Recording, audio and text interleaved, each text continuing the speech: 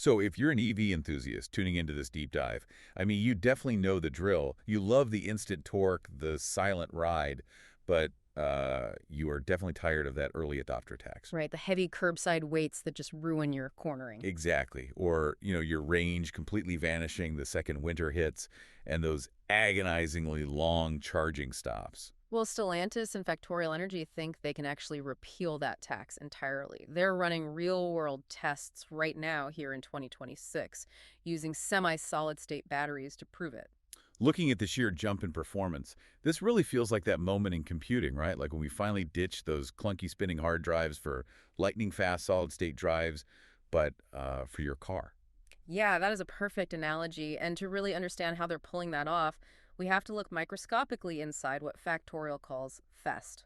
Fest.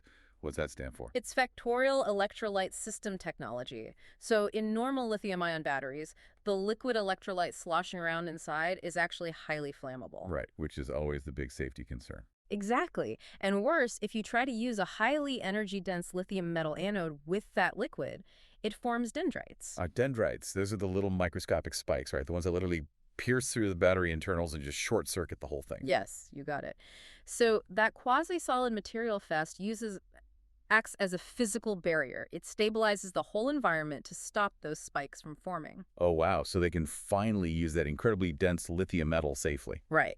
And that lets them cram roughly 375 to 391 watt-hours per kilogram into these cells. It completely crushes the 300 watt-hour ceiling of today's absolute best EV batteries. But let me play devil's advocate for a second here. Like, you have Tesla pouring massive resources into their 4680 dry cells, right? Yeah, definitely. They are just trying to optimize and scale the traditional manufacturing chemistry we already know works.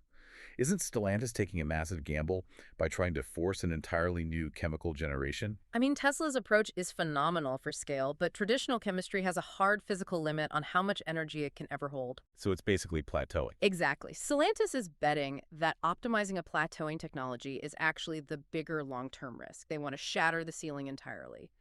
And they aren't testing this experimental chemistry in a gentle, low-stakes commuter car either. No, they threw it straight into the Dodge Charger Daytona on the STLA large platform. I mean, that is a heavy, high-performance beast. Because if the chemistry survives that kind of stress test, it validates the whole concept.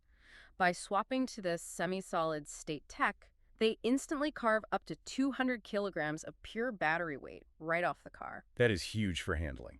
It is. Plus, they're effectively doubling the range of standard EVs to around 800 or 900 kilometers. And the battery ignores extreme weather, so it maintains output whether it's negative 30 degrees or blistering hot. That heat resistance has to be the real game changer for charging, right? Because the quasi-solid material stays cool, the car doesn't have to constantly throttle your charging speed to prevent a fire. Exactly. This charger is gulping down a 15% to 90% charge in just 18 minutes. 18 minutes. It's honestly like building a parachute out of a brand new experimental fabric. How so? Well, if you test it by jumping out of a plane at high altitude, or in this case, throwing it into a 670 horsepower charger, you know for sure it's going to be indestructible when you finally weave it into a t-shirt for a daily driver. Yeah, that makes total sense. Okay, so if the parachute holds up, my obvious next question is, why aren't we stitching it into every Fiat right now? Well, currently we are just looking at a demonstration fleet.